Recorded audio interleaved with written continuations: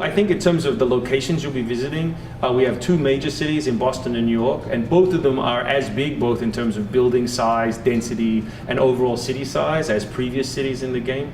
But so you'll get the traditional AC experience that you've had before, obviously with all the new mechanics. But we do have a brand new location which we're calling the Frontier, which by itself is 1.5 times the size of Rome in Brotherhood. So it's a huge map. It's packed with new gameplay, whether it be animals, whether it be all of the new climbing abilities. We wanted Connor to be as agile in the wilderness on uneven terrain as previous assassins were in cities.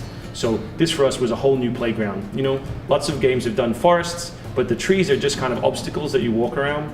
In our game, they're a playground. In the same way that other games walk around buildings, but Altair and Ezio, can climb over and through buildings, we wanted to do the same thing in the wilderness. We changed the navigation system to make it more fluid in very organic environments. So when you think of climbing a tree, it's very different from climbing a wall, or climbing a rock wall is very different from. So all the system in place for the player to navigate is going to feel the same in a way that he's going to experience the same thing, but the visual aspect and the fidelity of how the player behave to that new environment will be a lot different.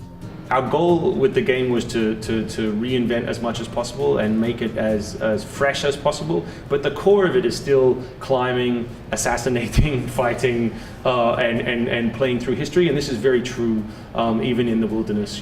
About a third of our missions take place in the wilderness just because that's historically where they took place. The player will have a lot more choice navigating through those kind of environments. As well in the cities. It's true that we changed, we improved the navigation in the city. So not necessarily faster and all, but again, a lot more fluid.